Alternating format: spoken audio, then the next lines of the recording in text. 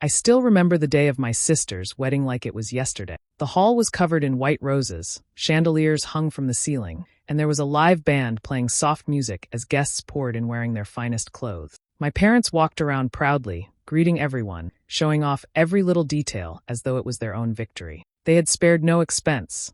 Thousands of dollars spent on the venue, the food, the dress, even the tiniest decorations. My sister, glowing in her designer gown, looked like a princess stepping out of a fairy tale. Cameras flashed, laughter filled the air, and everyone seemed wrapped in the magic of the day. But as I stood there watching, something twisted deep inside me. Because when it was my turn, none of this happened. No flowers, no music, no proud introductions. My wedding had been quiet, almost empty, and painfully small. My parents didn't even bother to come. They said they couldn't afford to help, that times were tough, that I should keep it simple. And I believed them.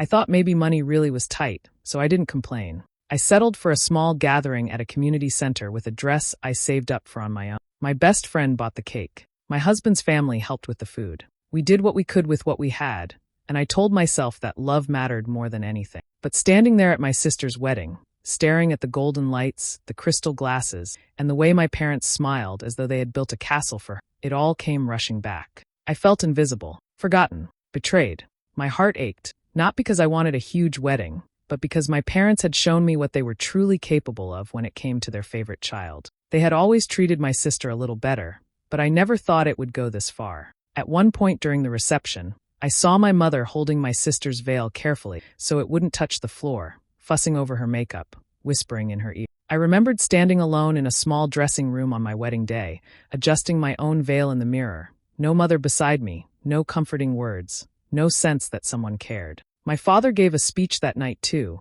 telling the crowd how proud he was of his precious daughter. I wanted to disappear, because I knew in my bones he never would have said those words for me. That night, as everyone clapped and cheered for my sister, I smiled on the outside but broke on the inside. It wasn't just about a wedding anymore. It was about the truth I couldn't ignore. My parents had chosen her, and in their hearts, I simply did not matter the same way. Growing up in my house always felt a little unbalanced. My sister and I were only 2 years apart, but sometimes it felt like there was a whole world between us. From the outside, people probably thought we had a normal family. We had dinners together, we went on vacations once in a while, and our parents worked hard to give us a decent life. But inside the walls of that house, I knew who the star was, and it wasn't me. My sister, Anna, was the golden child. She was praised for every little thing she did, even when it wasn't that special. If she brought home a B on her report card, my parents would pat her back and say, "Good job, sweetie, you tried your best." But if I brought home a B, the response was always, "Why couldn't you do better? You're smarter than this." It was small things like that, day after day, that made me realize my efforts were invisible. Birthdays were another reminder. Anna's birthdays were big celebrations with balloons, themed cakes, and piles of gifts. I usually got something practical, like new shoes or a backpack, along with a plain cake my mom baked at home. I remember once, when I was 10, I asked why I couldn't have a party like Anna. My mom just said, "Because Anna's friends' parents are more involved, and we don't want her to feel left out." I didn't even know how to answer that. I just sat quietly with my little slice of cake, while Anna's next party had 30 kids running around the yard with a rented clown. It wasn't that my parents didn't love me at all. They cared in their own way. But with Anna, their care turned into pride. With me, it felt more like duty. They praised her looks, her charm, her social skills. With me, they focused on responsibility. I was the one expected to keep my room spotless, help with chores, and even look after Anna when my parents were busy. By the time I was 13, I was more like her babysitter than her sister. In school, I learned to live in her shadow. Teachers who had taught Anna would smile and say, "Oh, you're Anna's sister." She was such a delight. It was always clear they expected me to be the same. When I didn't meet that image, they looked disappointed, like I had let them down. Even in high school, Anna was the cheerleader with a big group of friends, while I was the quiet girl who studied hard but never quite got noticed. The favoritism became clearer as we got older. When Anna wanted a car at 16, my parents bought her a used but shiny little sedan. When I asked for the same thing 2 years later, they told me I could use the bus until I saved up enough for my part-time job. And so I did. I worked late shifts at a cafe, saved every dollar, and bought myself a beat-up old car that broke down every other week. I didn't complain much, but inside, I felt that sting of being treated differently again. The hardest part wasn't just the unfairness. It was the loneliness that came with it. I started to believe something was wrong with me. Maybe I wasn't lovable in the same way Anna was. Maybe I didn't deserve the same effort or pride. I tried harder, good grades, helping around the house, keeping quiet when I wanted to scream. None of it changed the fact that my parents' eyes always shone brighter when they looked at Anna. As adults, the pattern only grew stronger. When Anna got her first job, my parents bragged to their friends as if she had landed the role of a lifetime, even though it was just an entry-level office position. When I got promoted at work after years of pushing myself, they barely mentioned it. They just said, "That's good, keep working hard." I started to understand that in their story, I was never the star. I was the side character who kept everything running smoothly so the star could shine. I played that role for years silently, but deep down it hurt more than I let anyone know. When I met the man who became my husband, I thought things might change. He saw me. He noticed the things I did, the way I cared, the effort I gave. For the first time, I felt valued for who I was, not for how I compared to Anna. A small part of me hoped my parents would see him, see us, and finally treat me as someone worthy of love and attention. But life doesn't always work that way. Looking back, maybe that was why their reaction to my engagement broke me so deeply. It wasn't just about money or a wedding. It was about years of being overlooked, years of being the second choice. And when they refused to support me the way they had supported Anna, it confirmed the truth I had been afraid to say out loud my whole life. No matter how much I gave, no matter how much I tried, in their eyes, I would never matter as much as she did. When he proposed to me, it felt like the happiest day of my life. We were sitting on a park bench, just the two of us, with the evening sky glowing pink and orange. He held my hands, looked into my eyes, and asked me to marry him. I didn't need anything grand, no big flash mobs or expensive ring. Just the way he asked, with sincerity and love, was enough for me. I cried, laughed, and said yes without hesitation. For the first time in a long time, I felt chosen. As soon as I calmed down, my first thought was telling my parents. Even though I had been hurt by them many times before, some small part of me hoped this would be different. Engagements and weddings were supposed to bring families together. I imagined my mom tearing up, my dad giving me a proud hug, maybe even talking about plans. I pictured us sitting around the table, excitedly discussing venues, dresses, and who to invite. So I called them that night. My voice was shaking with joy as I said, "Mom, Dad, I have news." He proposed. "We're getting married." There was a pause on the other end, not the scream of excitement I expected. My mom's voice finally came, calm and almost too casual. "Oh, really? Well, congratulations." My dad simply said, "That's nice." I told myself maybe they were just surprised, that it would sink in soon. But when I visited them the next day, reality hit harder than I imagined. I showed them my ring, hoping to see at least a spark of happiness. My mother glanced at it quickly and said, "It's cute." My father didn't say anything at all. I tried to keep my voice steady. "We want to start planning soon. Maybe next summer." I was hoping we could sit down and talk about the wedding. My mom's smile faded. "Honey, weddings are expensive. You know that. We just can't afford to help you with that right now." I froze.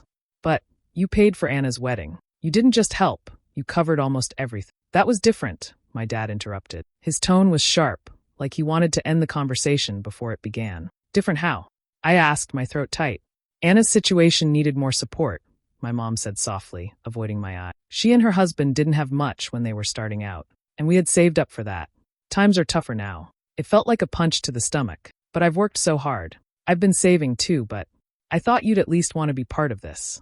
My dad leaned back in his chair, arms crossed. "You're an adult. If you want a wedding, you and your fiancé should pay for it yourselves. It's not our responsibility." The words stung more than I could admit in that moment. I nodded slowly, pretending to understand, but inside I was breaking apart. Because it wasn't just about the money. It was about the message. They had chosen to give everything to Anna without hesitation. But for me, they couldn't even offer a little support, not even the smallest gesture. That night, I sat on my bed and cried silently. My fiancé tried to comfort me, saying, "We'll make it work. We don't need anyone else. We'll build this day ourselves." And while his words were loving and true, I couldn't shake the ache in my chest.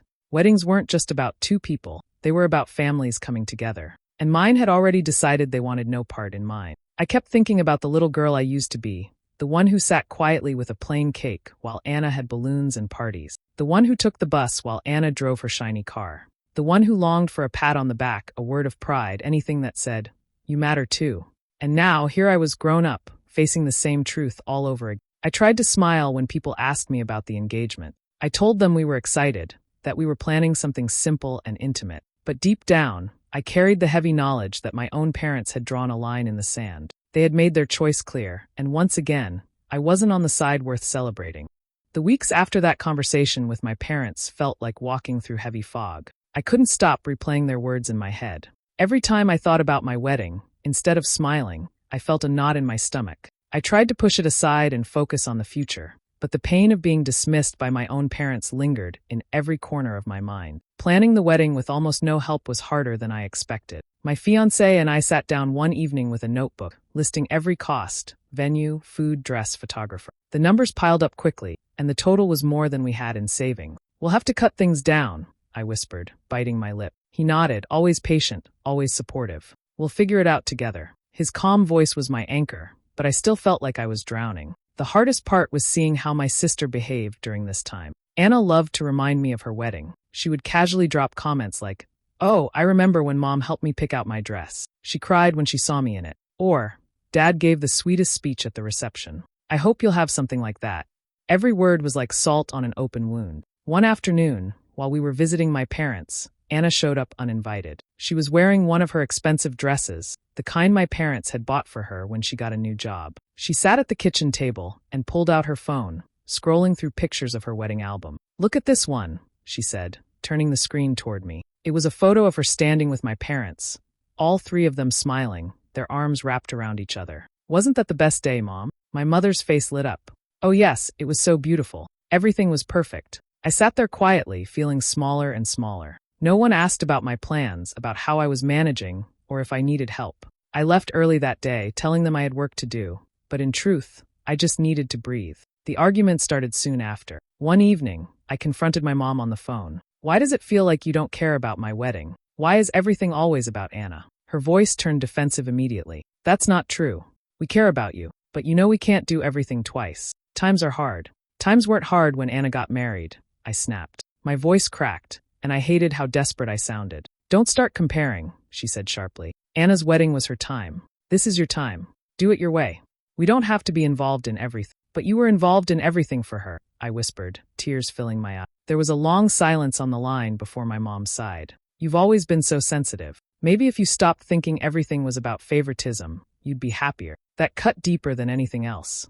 Sensitive. Like my pain was just an overreaction, not something real. I hung up the phone before I said anything I would regret, but the words stayed with me, echoing in my head every night. Money was another constant stress.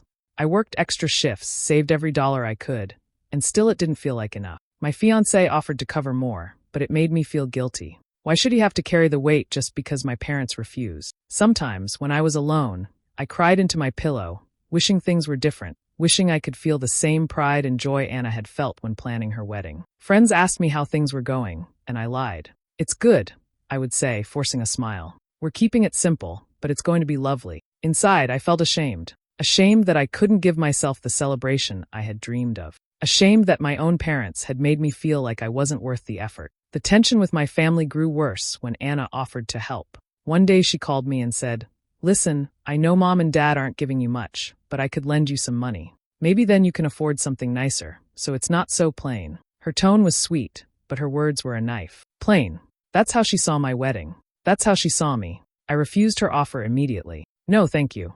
We'll manage on our own." She laughed lightly. "Suit yourself. I just don't want you to regret it when you look back at the pictures." That night, I broke down completely. I sat with my fiancé and told him everything. Every hurt from childhood, every moment I felt invisible, every word that reminded me of my place in my family. He held me close, whispering, "You're not invisible to me. You never will be." His love was the only thing keeping me from falling apart completely. But even with his comfort, the isolation grew. Family dinners felt like torture. My parents never asked about the wedding plans, never offered advice, never showed the slightest excitement. Instead, they talked about Anna's new house, Anna's promotion, Anna's plans for a vacation. I sat there, nodding quietly, while my life, the life I was trying so hard to build, was ignored. As the wedding date got closer, I felt torn between two worlds.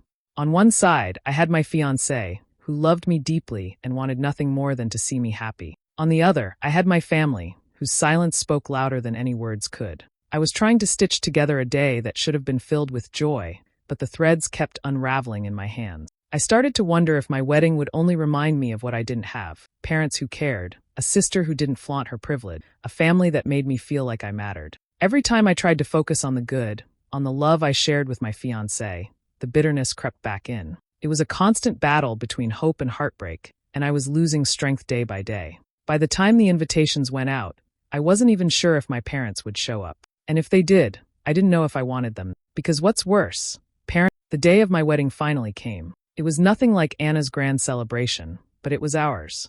We rented a small hall, decorated with simple flowers that my friends helped arrange the night before. My dress wasn't designer, but when I looked in the mirror, I felt beautiful. My fiancé stood at the front, waiting for me with tears in his eyes, and for a moment, the pain of the past faded. This was our love, our promise, and I wanted to hold on to that. But as I walked down the aisle, I noticed something that made my heart sink. My parents were sitting stiffly in the back row, barely clapping, barely smiling. Anna sat beside them, dressed like she was attending a red carpet event, her jewelry glittering under the lights. She looked bored, scrolling on her phone until the ceremony began. I forced myself to focus on my fiancé, but I could feel the weight of their indifference pressing down on me. The ceremony went smoothly, and for a while, I convinced myself I didn't care. But during the reception, everything came crashing down. My fiancé's parents gave warm speeches, full of love and encouragement. Friends stood up, telling stories about our relationship, making everyone laugh and cry. Then my father was asked if he wanted to say something. He hesitated, stood slowly, and cleared his throat. "Well," he began, "all I can say is we wish them luck." That was it. No stories, no warmth, just a flat, almost reluctant blessing. The room went silent. I felt my face burn with shame. I wanted the ground to swallow me whole. Before I could recover, Anna spoke up. "Honestly, this whole thing is so small, but I guess it suits you." She laughed lightly, sipping her wine as if she hadn't just stabbed me in front of everyone. Gasps filled the room. My fiancé squeezed my hand under the table, trying to calm me, but something inside me snapped. Years of being quiet, years of swallowing my pain, all came bursting out. I stood up, my chair scraping loudly against the floor. "Small. Suits me." My voice shook, but it was strong. "Do you have any idea how cruel you sound, Anna? Do you even realize how much I've gone without while you've had everything handed to you?" Anna rolled her eyes. "Oh, here we go again. The victim act. You've always been jealous. It's not my fault Mom and Dad wanted to give me a proper wedding. Maybe they knew you couldn't handle something bigger." The words cut deep, but instead of silencing me, they fueled me. "Jealous? You think I wanted your life?" "No, Anna. I wanted parents who treated me like I mattered too. I wanted to feel like their daughter, not just the backup plan." My mother stood quickly, her face pale. "That's enough. Don't cause a scene." But I turned to her, tears streaming down my cheeks. "No, Mom. The scene has already been caused. You caused it when you showed up today like you were forced, when you refused to even try for me. Why? Why was Anna always worth everything, and I was worth nothing?" The silence was heavy, and for the first time, my father spoke with a crack in his voice. Because Anna wasn't planned." The words hung in the air like a thunderclap. Everyone stared at him in shock, even Anna. My mother grabbed his arm, whispering, "Stop." But he shook her off. "You were an accident," he said, looking at me with tired eyes. "We weren't ready when you came. We struggled, and we never bonded with you the way we did with Anna. When she was born, we were prepared, we wanted her. It was different." My knees went weak. My whole body trembled as his confession sank in. An accident. That was what I was to them. An unwanted start, a mistake they never truly embraced. The favoritism wasn't just about money. It was about love they never gave me in the first place. Gasps rippled through the guests. My fiancé stood beside me, wrapping his arm around me to keep me from falling. Anna's mouth was open in shock, her phone forgotten in her hand. I whispered, my voice breaking. "So all these years, all the times you looked at me like I wasn't enough, it was because I was never wanted?"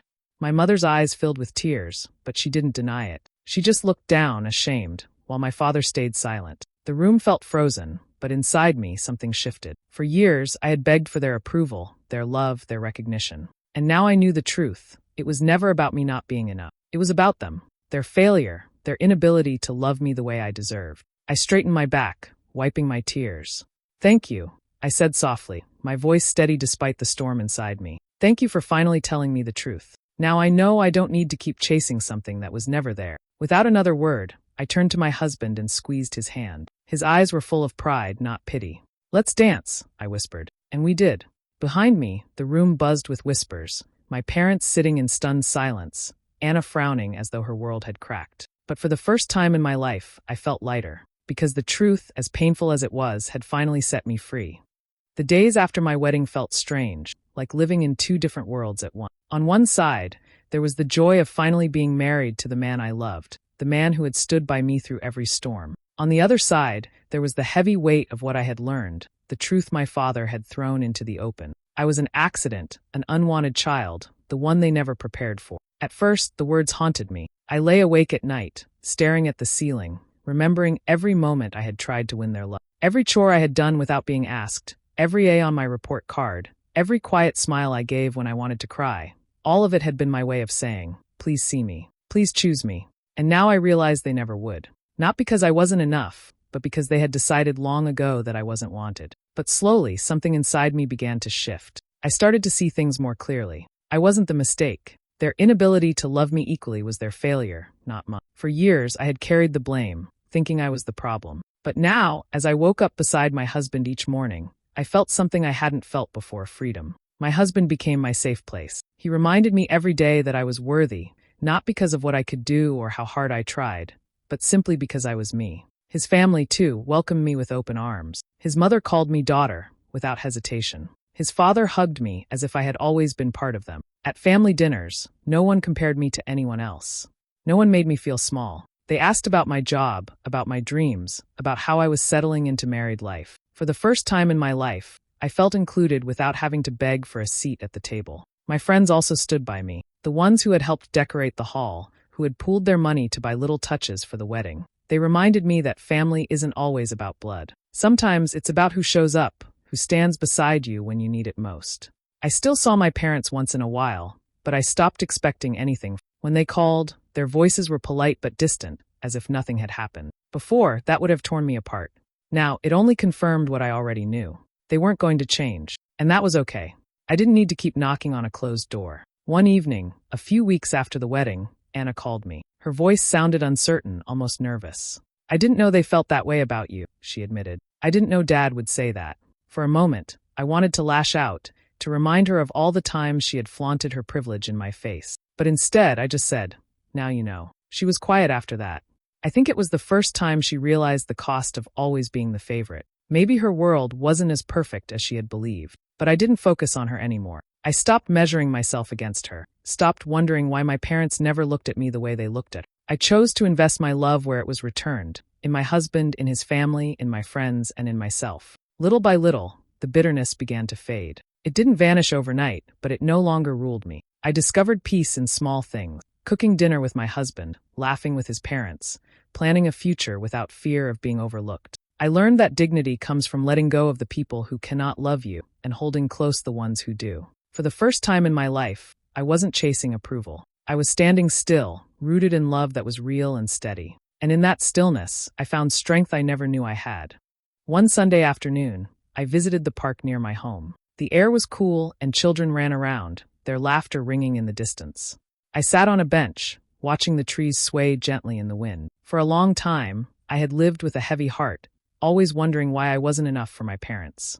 But as I sat there, I felt something different: calm. I thought about everything that had happened: the wedding, the fight, the truth that had shattered me. Once, those memories would have burned like fire. Now, they felt more like old scars. Painful, yes, but no longer bleeding. My phone buzzed in my bag. It was a message from my husband. Dinner's almost ready. Come home soon. A smile spread across my face. Home.